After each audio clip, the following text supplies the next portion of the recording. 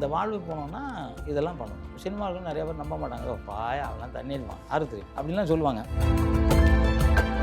நான் வந்து ஒழுக்கமாக இருக்கணுங்கிறதுல தீவிரமாக இருக்கேன், ரொம்ப ரொம்ப தீவிரமாக. ஒரு 2 மாதம் சாப்பிடாமலே இருந்தேன். சாப்பிட மாட்டேன், தண்ணி குடிக்க மாட்டேன், எதுவுமே சாப்பிட மாட்டேன். தோல்லாம் தொங்கி போச்சு.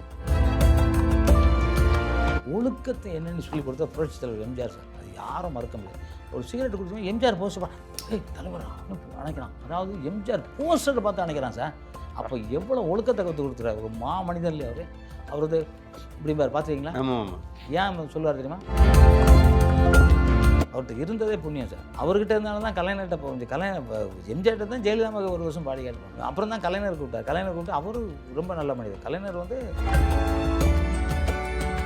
நேரில் முதல்ல பார்க்குற தருணம் எப்படி இருந்துச்சு, எப்படி அமைஞ்சது? எனக்கு தலைவரை பார்க்கறதே பெருமை. தலைவர் என்ன பார்த்தா எனக்கு எப்படி இருக்கும், கடவுள் நம்மளை பார்த்தா எப்படி இருக்கும் சார் அப்படின்றாரு. தலைவர் போனால் பயங்கர கோவத்தில் இருக்காரு. என்னை பார்த்தோன்னு ஒன்று எப்போ வருஷம் எப்போ வரேன்னாரு. நான் வந்து எனக்கு ஒரு பயம் வச்சு, என்னடா திட்டாரோ அடிப்பாரோ.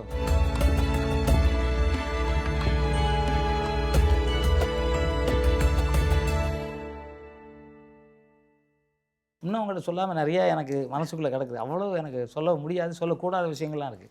ஸோ அந்த மாதிரி நிறைய விஷயங்கள் எனக்கு லைவாக வந்து என் பெட்டில் நான் படுக்கும்போது என் கூட யாரோ படுப்பாங்க.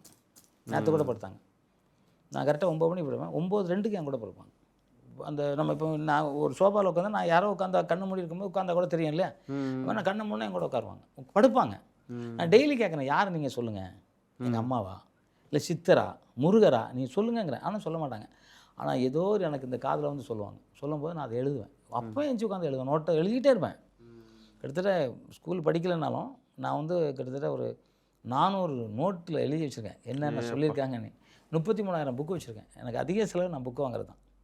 ஆனால் படிக்காமல் விட்டோம்ல, ஏதோ ஒரு தப்பு பண்ணி படிக்காமல் விட்டோம். ஆனால் அந்த படிப்பை நிவர்த்தி பண்ணுங்கிறக்காக இதெல்லாம் பண்ணிக்கிட்டு இருக்கேன். அது மாதிரி அவ்வளோ விஷயங்கள் யோகாசனத்தில் அவ்வளோ இருக்குது. என்ன இருக்குது யோகாசனம் கூட சில மூச்சை உள்ளே வாங்கி இல்லை விடுறது அப்படிம்பாங்க, சிலவு கும்பகம் பண்ணுறாங்க, சிலவு ஆசன வாயிலேருந்து காற்று எடுக்கணும். இது மாதிரி நிறையா இருக்குது. அதுதான் அது என்ன மரணம் இல்லா வாழ்வுன்னு சொல்கிறாங்கல்ல, அந்த வாழ்வு போனோன்னா இதெல்லாம் பண்ணணும். அதுக்கு வந்து இப்போ நம்ம சினிமாவில் இருக்கோம், சினிமாவில் நிறையா பேர் நம்ப மாட்டாங்க, பாயா அவெல்லாம் தண்ணி அடிப்பான் யாருக்கு தெரியும் அப்படின்லாம் சொல்லுவாங்க. என் உடம்பை பார்த்தா தான் தெரியும் தண்ணி அடிப்பேன் இல்லையான்னு. செக் பண்ணுறாங்களா டாக்டருக்கு தான் தெரியும். சார் உங்கள் ஸ்கின் டோனை பார்த்தாலே தெரியுது சார், நீங்கள் வந்து கண்டிப்பாக அடிக்க மாட்டீங்கன்ட்டு. எந்த சார் நான் வெளியிலே சாப்பிட மாட்டேன் சார். இப்போ கொஞ்சம் இதில் இருக்கனால வெளியில் ஒரு இடத்துல சாப்பாடு வாங்கி சாப்பிட்றேன். அந்த மாதிரி இப்போ இது இருக்கிற வழியே நான் வந்து ஒழுக்கமாக இருக்கணுங்கிறதுல தீவிரமாக இருக்கேன், ரொம்ப ரொம்ப தீவிரமாக இருக்கேன். ஏன்னா அதுதான் நம்ம மனித பிறவியில். இதுக்கப்புறம் நான் சித்தராக போகணும், சித்தர் போகிறோமா இல்லை மேலே நேரடியாக இந்த உடலோட போகணுமாங்கிறது நான் முடிவு பண்ணிகிட்ருக்கேன். கூட இருந்தேன், ஒரு 2 மாதம் சாப்பிடாமலே இருந்தேன். சாப்பிட மாட்டேன், தண்ணி குடிக்க மாட்டேன், எதுவுமே சாப்பிட மாட்டேன். தோல்லாம் தொங்கி போச்சு. மாடிக்கு போவேன், 4 மணிக்கு மாடிக்கு போவேன், நியூடாக உட்காந்துருப்பேன் மாடியில் உட்காந்து. ஏன்னா அந்த காற்று அமிர்த காற்று வரும். ஒரு 3:30 மணிக்கெலாம் போட்டிங்கன்னா நீங்கள் இப்போ கூட நாளைக்கு பாருங்கள், காலைல 3:30 மணிக்கு எழுந்துச்சி மொட்டை மாடியோ இல்லை மொட்டை மாடிக்கு போகிற வழியில் ஜன்னலாக திறந்து பாருங்கள், அந்த வீட்டுக்குள்ளே அமிர்த காற்று அப்படியே ஜில்லுன்னு வரும். அந்த காற்று சுவாசம் பண்ணுறதுக்கே கொடுத்து வச்சுக்கணும். ஏன்னா எந்த டிஸ்டர்பன்ஸ் எல்லாம் அப்படி இருக்கும். அதில் போய் உட்காந்துட்டேன், 2 மாதம் உட்காந்தேன், சாப்பிடவே இல்லை. ஆனால் என்ன ஆச்சுன்னா தண்ணியே குடிக்கல, தண்ணி இவ்வளோண்டு சும்மா குடிப்பேன். என்ன ஆச்சுன்னா தோல்லாம் தொங்கிடுச்சு. எல்லோரும் என்னென்னு கேட்க ஆரம்பித்தாங்க. சரி திருப்பி சாப்பாடு ஸ்டார்ட் பண்ணேன்.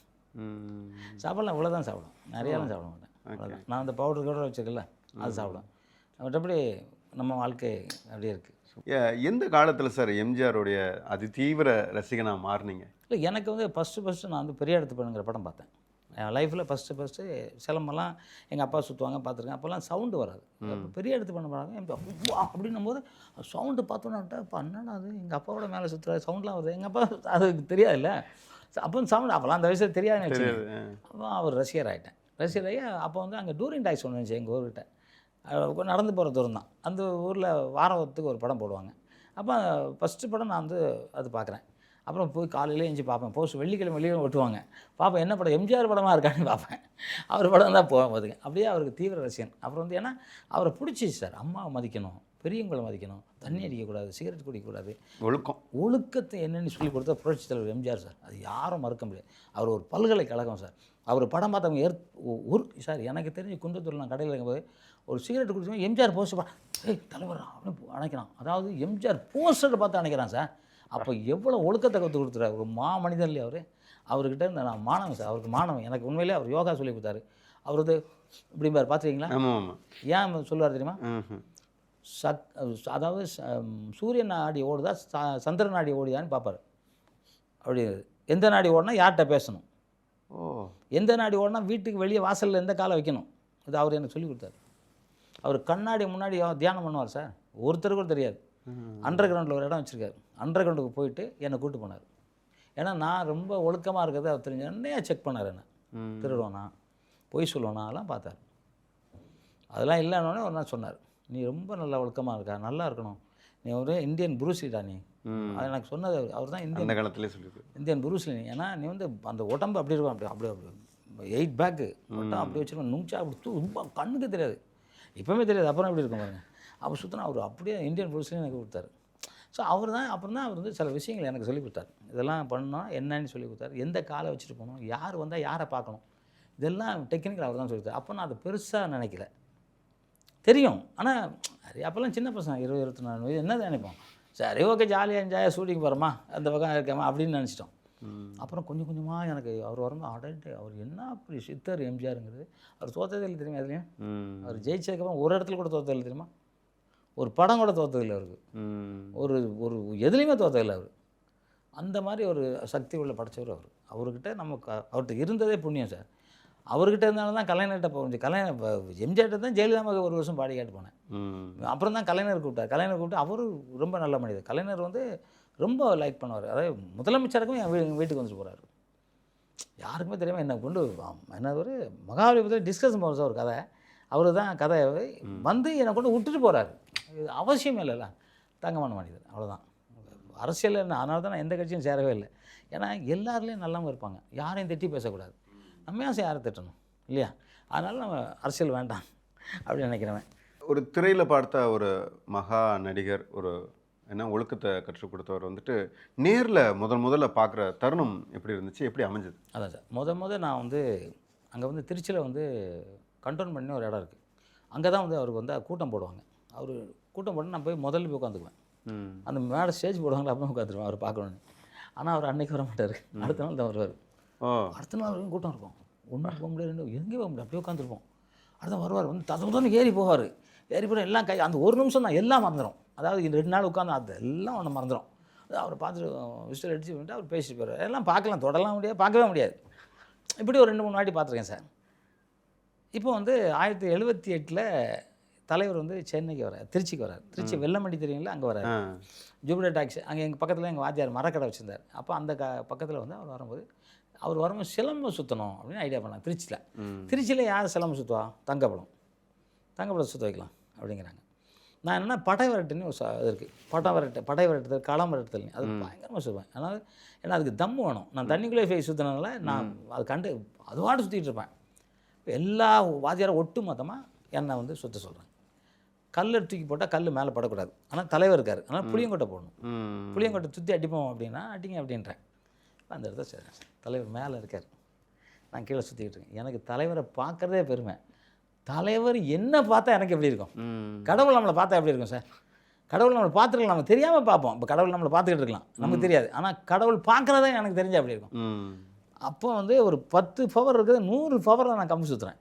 கம்புனா கண்ணுக்கு தெரியல, வாங்கி சவுண்டு, புளியங்கொட்டை போடுறேன், புளியங்கொட்டை அறக்குது. அப்படியே கூட்டத்தில் ஓடி விசில் அடிக்கிறாங்க. தலைவர் என்ன பார்க்குறாரு, தலைவர் அப்படியே பார்த்துருந்தாரு, என்ன பார்த்துட்டு நின்ட்டாரான். அப்போல்லாம் வீடியோலாம் கிடையாது சார், போட்டால் தான் எடுப்பாங்க. அப்படியே என்னை பார்த்துட்டாரான், பார்த்து சுற்றி முடிச்சு அப்படி தொட்டை தச்சு அப்படி ஸ்டெல்லாம் எடுத்து அப்படி பார்க்குறான். அவர் என்னை பார்த்துட்டு இருக்கார் வாத்தியார். இப்படி நிற்கிறேன்ல, பார்க்கும்போது ஒரு கை பிடிக்குது. அது தொழிலாளர் நல அமைச்சர் மிஸ்டர் ராகவானந்தம் கையை பிடிக்கிறாரு. வா, தலைவர் கூப்பிட்றாரு. தலைவர் கூப்பிட்டார், உடம்புலாம் இப்போ கூட செலுத்து போச்சு எனக்கு. அப்படியே கை காலெலாம் நடுங்குது. தலைவர் பக்கத்தில் எப்படி பார்க்க முடியும், வேத்து ஊற்றுது வேர்வை. கம்பை அப்படியே கொடுத்துட்டு மேலே ஏறி போய்ட்டு அப்படி நிற்கிறேன் சார். அப்படி நீங்கள் தலைவர் அப்படி நிற்கிறேன், அப்படி போய் நிற்கிறேன், அப்படியே பார்க்குறேன் சார். ஏன்னா தங்கமும் எலுமிச்சம்பழமும் கலந்தா ஒரு கலர் எப்படி இருக்கும், அந்த கலர் வரும். அந்த சட்டை கொஞ்சம் கூட நசுங்கலை, அப்படி தலைன்னு இருக்காரு. அப்படியே நிற்கிறேன், அப்படியே வந்து கட்டி பிடிக்கிறார் சார். அதாவது வேர்வை நாத்தம் ஊற்றிக்கிட்டு இருக்கு, தண்ணி என்னை கட்டி பிடிக்கிறது. கட்டி பிடி சும்மா இருந்தாரா எங்கள் அம்மா தடவுற மாதிரி தடவுறாரு முருகன். எனக்கு இன்னும் கண்ணு கலங்குது. ஏன்னா வாத்தியாரை பார்க்குறதே பெரிய புண்ணியம் சார். அவர் பார்த்தவன் எல்லாம் ஜெயிச்சிருப்பான் தெரியுமா? நீங்கள் என்ன ஒரு கணக்கு எடுத்து பாருங்கள். அவர் கூட இருக்க அத்தனை பேருமே ஜெயிச்சிருப்பாங்க. ஏன் அவர் பேரை சொன்னால் கூட ஜெயிச்சிருப்பாங்க. எல்லோரும் நினச்சி பாருங்களேன். அப்போ எனக்கு தொட்டு தடவுறாரு. தடவிட்டு அப்படியே அப்படி இல்லை மூச்சு அடக்கி பார்க்குறேன். தலைவர்கிட்ட என்னெல்லாம் பண்ணேன். கண்ணு வேறு தார ஊற்றுது எனக்கு. ஏன்னா அவரை பார்த்ததே பெரிய புண்ணியம் இல்லை. எப்படி கடவுள் தானே சார் நமக்கு. பார்க்குறோம். பார்த்தோன்னே அப்படியே அப்படியே தட்டி கொடுத்துட்டு என்ன பண்ணுறான்றாரு. ஐயா அந்த உப்பு வியாபாரம் பண்ணுறேன்யா. அப்புறம் யாராவது தப்பு பண்ணால் அடிக்க கூப்பிட்டு போங்க, அடிப்பேன்யா. எனக்கு தெரியல. அடிப்பியா? நீங்கள் பண்ணுற மாதிரி தான்யா. நீங்கள் ஹீரோயினை காப்பாற்றுவீங்களா? அதான் நாங்களும் அடிப்போம்யா அப்படின்னேன். அதெல்லாம் தப்பு அப்படிங்கிறாரு. தெரியலையா, உங்களை தான் ஏன் பார்த்தேன். நீங்கள் பண்ணுறீங்க இப்படியே தான் சொன்னேன். தெரியல, இளம் வயசு பார்த்தீங்களா, தெரியல. அவர் பார்க்குறவங்க வழியே பயம்லாம் இல்லை அவர். ஏன்னா அவர் பார்க்குற பயப்படுற ஆள் கிடையாது. அவரை பார்த்தா நமக்கு பயம் வராது. கடவுளை பார்த்தா எவனா பயப்படுவானா? அதான் கட்டி பிடிச்சிட்டாரு. அப்புறம் என்ன பயம்? அப்போ வந்து என்னை வந்து ஹோட்டலுக்கு வாங்குறாரு. ஒரு டைம் சொல்கிறார். டைமுக்கு வந்துரு அப்படிங்கிறார். சரிங்க அப்படின்ட்டேன். நைட்லாம் தூங்கலை. நான் செலமுச்சத்தூரா குத்தூர் அடித்து வாங்குறேன். அடிச்சு நான் அப்படி அடி எல்லாம் அடிச்சுட்டு காலையில் தூங்கவே இல்லை. தூங்காமல் 3 மணிக்கு 3:30க்கெலாம் எழுந்துச்சி குளிச்சுட்டு சாமிலாம் கும்பிட்டு ஜங்ஷன்கிட்ட நடந்து போகிறேன். நடந்து தான். அப்போலாம் பஸ்ஸு கிடையாது, ஆட்டோ கிடையாது, ஒன்றும் கிடையாது. சைக்கிள் வாடகைக்கு வாங்கணும். நடந்தே போகிறேன். போயிட்டேன். போனால் போலீஸ் ஏகப்பட்ட போலீஸ். நம்மளை பிடிக்கிறதுக்கு இவ்வளோ போலீஸ் நிற்கிறாங்கல்ல. நான் இப்போ ஒழிஞ்சிக்கிட்டேன். தலைவர் அவர்கிட்ட பார்த்துக்கலாம் ஒழிஞ்சிட்டேன். இப்போ எங்கள் தொகுதி எம்எல்ஏ முஸ்ரீப் தான். அவர் காரில் போகிறாரு.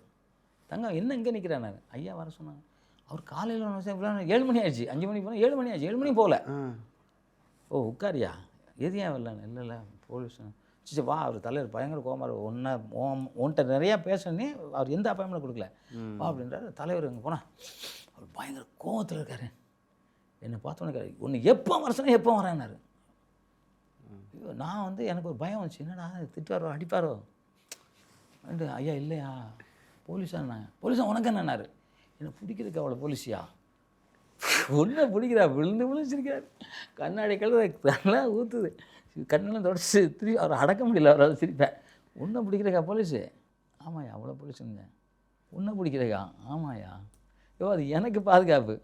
உங்களுக்கு எதுக்கா பாதுகாப்பு? நீங்கள் தான் அவெல்லாம் அடித்து நொறுக்கிறீங்க. உங்களுக்கு எதுக்கா பாதுகாப்புங்கிறேன். அது சினிமாவில். இது அந்த முதலமைச்சரில் எனக்காக நிற்கிறாங்கிறார். அப்போ அதான் பயந்து நின்ட்டேன்னா அதெல்லாம் அவர் கோவம்லாம் மறைஞ்சி போச்சு. அதாவது அம்மா வந்து பிள்ளைகிட்ட கோவப்படுற மாதிரி தான். செகண்டில் கோவம் சாப்பிட்டுனாரு.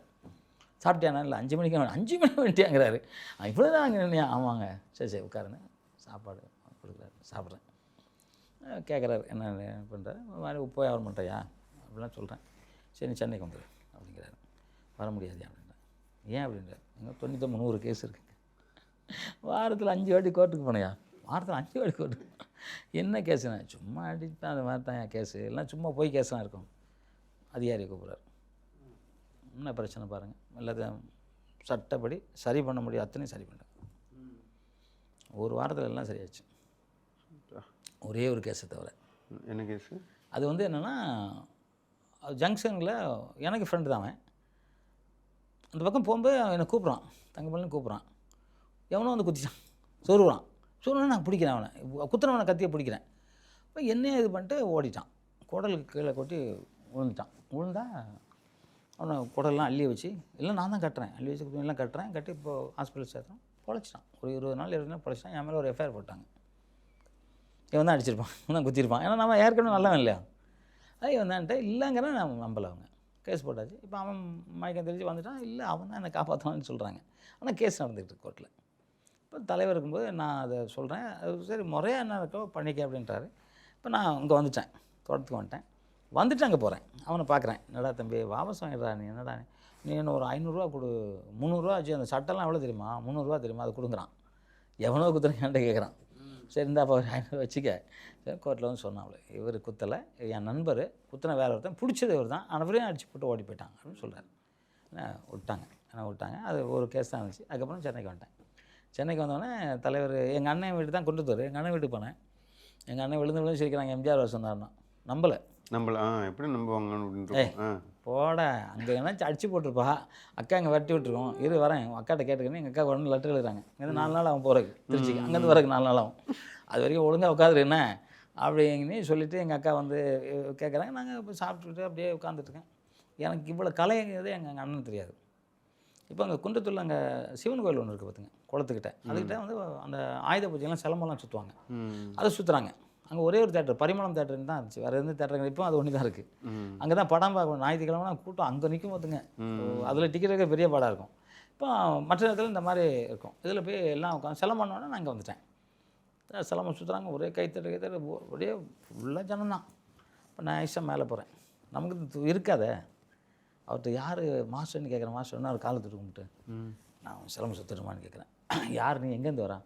திருச்சியிலேருந்து வரேன். எவ்வளோ நாள் கற்றுக்கிட்டேன்? ஒரு 30 நாள் கற்றுக்கிட்டேங்க. இப்போ இங்கே வந்து கடையில் வேலைக்காக வந்திருக்கேன். கொஞ்சம் சுற்றுறேன் ஆசை. நான் அப்போ 10-15 வருஷம் கற்றுக்கிருக்கேன். அவ்வளோதான். நான் சரி போனே ஏற்றி விட்டார். சிலம்பம் எடுத்தால் தான் தெரியும், அலறிச்சு ஒரே. ஏன்னா காற்று மாதிரிலாம் இருக்கும் நான் சுற்றுறது. இப்போ நான் சுற்றி பார்த்துருக்கீங்களா? பார்த்துருக்கேன். பறக்கும் சிலம்பம். அப்போல்லாம் சின்ன பையன் இல்லை, சின்ன பையன். இப்போ வீரியமாக இவ்வளோ பெரிய உலக்கையில் சுற்றுவேன். இவ்வளோ கம்பில் எப்படி இருக்கும்? கண்ணுக்கே தெரியும். சுற்றுறேன் கிளாப்ஸ் அள்ளி பிடிச்சான். இவர்கிட்ட எதுவுமே கேட்கல. சுருள் எடுத்து சுற்றுறேன். அப்புறம் டபுள் கம்பு சுற்றுறேன். நுங்சாக்கு நான் வச்சுருக்கேன். நுங்சாக்கு எடுத்து சுற்றுறேன். அது புதுசு. அங்கே நுங்சாக்கு அந்த இடத்துல புதுசு. கரகரன்னு சுற்றி அப்படி அப்படின்னு கைத்தட்டு அம்மா கைத்தட்டு. அங்கே கோயில்கிட்ட பூலாம் வச்சுட்டு இருக்காங்களே, மாலை போடுறான். ₹1 ₹2 ₹300 செஞ்சு. அப்பா ₹1 2 பாக்கெட்டில் சோறு ₹300 செஞ்சு. அப்போ கிரவுண்டு ₹100. எங்கே? குன்றத்தூரில். அப்பா ₹300 இருக்குப்பா, செலவு காட்சிப்பா. எங்கள் அண்ணன் இதெல்லாம் முடிச்சுட்டு போகிறேன். ஒரு பெரிய பந்தா போகிறேன். எங்கள் அண்ணன் இதை சொல்லணுமா சொல்ல வேண்டாம். எங்கள் அண்ணன் தெரியாது. எங்கள் அண்ணன் பார்த்துருக்காங்க. என்னை சிலம்பு சொல்லி பார்த்துட்டு போயிட்டாங்க, வீட்டுக்கு போயிட்டாங்க. எங்கள் அண்ணன் போனோன்னு சொன்னாங்க, தங்கப்பழம் நீ இந்த ஊருக்கு சரி வர மாட்டா, நீ உடனே ஊருக்கு போ. ஏன் அண்ணன் அப்படின்னா, நீ என்ன பண்ண, நீ சிலம்பு சுற்ற நான் பார்த்தேன். அவங்க யார் தெரியுமா? எல்லாம் ரவுடிங்க. ஒன்று போட்டு தள்ளுவாங்க. நீ போய் சிலம்பு சுற்றிருக்க அங்கே போய், அண்ணே போட்டால் திருப்பி நான் போட மாட்டேண்ணே. என்னண்ணே நீங்கள் வேறு என்ன அப்போல்லாம் தொட முடியாதுண்ணே. இல்லை தம்பி நீ போய்டு, நீ ஊருக்கு போய்டு, எனக்கு கஷ்டம், எனக்கும் கஷ்டம் அப்படின்ட்டு நீ உள்ளே போய் படுக, நான் வெளியே. அப்போல்லாம் எல்லா ஊர்லேயும் திண்ணை இருக்கும் தெரியுமா? ஆமாம், தரணேன். அதில் வந்து எங்கள் அண்ணன் உட்காந்துருக்காங்க, நான் என்னை உள்ளே போக சொல்கிறாங்க. அப்போ விரலை விட்டு இப்படி கதை திறந்தாலும் இந்த சாவி தான், எல்லோரும் விரலை விட்டே திறந்துடும். அந்த மாதிரி சாவி. நான் என்ன பண்ணேன், ஒரு சேர் எடுத்துருந்து அது ஓட்ட வழியாக பார்க்குறேன். விரல ஓட்டத்தில் எங்கள் அண்ணனுக்கு எதனா ஆயிடக்கூடாது, எங்கள் அண்ணனுக்கு எதனா ஆயிடக்கூடாதுல்ல. அங்கே இருக்க ஒரு அறுவாலை தூக்கி வச்சுட்டு எல்லா ஊர்லேயும் வெட்டரை வச்சுருப்போம். வெட்டரை வச்சுட்டு அப்படியே எங்கள் அண்ணனை பார்த்துக்கிட்டே இருக்கேன். எங்கள் அண்ணன் இப்படி உட்காடுறாங்க, சாயிறாங்க, அப்படி பார்க்குறாங்க, சிகரெட்டு குடிக்கிறாங்க. அப்படியே பார்த்தாங்க. எங்கள் அண்ணனுக்கு பாவமாக ஆகிப்போச்சு. நம்மளால் எங்கள் அண்ணன் கஷ்டப்படுறாங்களே, சுற்றி இருக்கக்கூடாதோ, தப்பு பண்ணிட்டோம்னா. கரெக்டாக 5 மணி அந்த பசங்க வந்தாங்க. வந்து என்ன எங்கள் அண்ணன் உடனே எனக்கு பயம்னா எங்கள் அண்ணனை என்ன பண்ணிடக்கூடாதே அப்படின்னு எங்கள் அண்ணனை கேட்குறவங்க நாங்கள் அதை வந்துட்டேன். ஆயத்தை வச்சுட்டு எல்லாம் காலில் விழுந்தானுங்க. அண்ணே இல்லை வரல, காலைல பார்த்துட்டேண்ணே, ஏன்னா கற்றுக் கொடுங்கண்ணே அப்படின்ட்டான். எங்கள் அண்ணன் அவ்வளோதான். எங்கள் அண்ணன் அழுதுட்டாங்க. டேய் உனக்கு என்ன, வாடா வாடா நான் பார்த்துக்கிறேன் அண்ணன், நான் எம்ஜிஆர் கூப்பிட்டுருவார் வாடா அப்படின்ட்டாங்க. இப்போ எங்கள் அண்ணன் வந்து அங்கே வந்து மகளிர் அணியில் ஒரு தலைவி ஏடிஎம்கில், அவங்கள்ட்ட சொல்லி என் தம்பி அப்படியே எம்ஜிஆரை கூப்பிட்டுப்போம். சரி அந்த அம்மா ஓகே ஒரு டைம் சொல்கிறாங்க. அந்த அம்மா ₹100 நம்ம கேட்குது, ₹100 கொடுக்குறாங்க. எங்கள் அண்ணன் வந்துட்டு கூப்பிட்டு போகிறாங்க. கூப்பிட்டு போனால் அங்கே மாணிக்க அண்ணன் தான், போலீஸ்லாம் இருக்க மாட்டாங்க எம்ஜிஆர் வீட்டில், முதலமைச்சர் தானே, போலீஸ்லாம் உள்ளே இருப்பாங்க. உங்கள் கேட்டில் வந்து ஒரு மாணிக்க அண்ணன் ஆஃப்டர் ஆயர் போட்டிருப்பார். இந்த அம்மா கேட்டேன் என்ன நீ, இல்லை நான் குன்றத்தூரில் இது மாதிரி பொறுப்பில் இருக்கேன், அம்மா ஐயா பார்க்கணும். அதெல்லாம் இப்போ டைம் வாங்கினீங்களா? இல்லை ஒன்று ஓரமாக இருங்க, ஐயா வரும்போது இப்படியே பார்த்துங்க அப்படின்னு. நீ யார் அப்படின்னாங்க. திருச்சியிலேருந்து வரேன். தங்கம்மா? ஆமாய்யா. போங்க போங்க, இன்னும் இவ்வளோ லேட்டாக வரீங்க, இவ்வளோ நாள் கழிச்சு வரீங்க. என்னன்னா சொல்லி வச்சுருக்கிறாரு. 2 மாதம் முன்னாடி தங்கன்னு ஒருத்தன் திருச்சியிலேருந்து வருவான், நீ பாட்டு அனுப்பிச்சி விட்ற, அவன் பாட்டு போயிடுவான். அதனால் அவன் வந்தால் கேட்டு உள்ளே அனுப்புன்னு சொல்லுங்க. அதாவது முதலமைச்சர் புரட்சித் தலைவர் எம்ஜிஆர் அவருக்கு வந்து சாதாரணலாம் கிடையாது, அத்தனை கோடி மக்களும் அவர் தெரியும். ஆனால் அவர் என்ன தெரியும். ஆனால் அந்த அம்மா அலரிச்சு என்னையா என்ன விடலை ஒன்றுக்கு வராங்க, நான் ஒன்று பார்க்குறேன். இது அந்த அம்மா ஃபஸ்ட்டு எம்ஜிஆர் அவர்கிட்ட ஃபோட்டோ எடுக்குது. உள்ளே போயிட்டோம். உள்ளே போனால் தலைவர் அங்கேருந்து வராரு. அப்படியே அம்மா சிலை கிட்டேருந்து அப்படியே கும்பிட்றாரு. அம்மா பாதத்தை தொட்டு கும்பிட்டு அப்படியே வராரு. வந்துட்டு அப்படியே பார்க்குற எல்லாரையும் பார்த்து பேசிட்டாரு. என்னை பார்த்துட்டாரு. இங்கே வான்றாரு. என்ன அப்படி போய் நிற்கிறேன். என்னன்ட்டு எப்போ வந்தான்னாரு. வந்து ஒரு மாதம் ஆச்சு. அங்கே ஏன் என்ன வந்து பார்க்கல? எங்கள் அண்ணன் நம்பலை, நீங்கள் கூப்பிட்டீங்க. நீ உங்கள் அண்ணன் எங்கே இருக்க குற்றத்தூரில் கடை வச்சுருக்காங்க, இப்போ எப்படி வந்தா? இப்போ சிலம்பு சுத்தம்னா எங்கள் அண்ணன் பார்த்தாங்க. ஆகா இப்போ கூப்பிட்ருப்பாருன்னு அனுப்பிச்சி விட்டாங்க. அம்மா தான் கூப்பிட்டு வந்தாங்கன்னு அந்த அம்மா கூப்பிட்றாங்க. ஃபோட்டோலாம் எடுக்கிறாங்க. எடுத்துட்டு சரி சாப்பிட்டியா? சாப்பிட்டேன். கை கொடு. சாப்பிடல, ஒழுங்காக போய் சாப்பிடும். சார் பெத்த தாய் தான் சார் புரட்சித் தலைவர் எம்ஜிஆர். கடவுளா தெய்வமா, அம்மாவானா அம்மா தான் முதல் இல்லையா, அந்த மாதிரி கடவுள்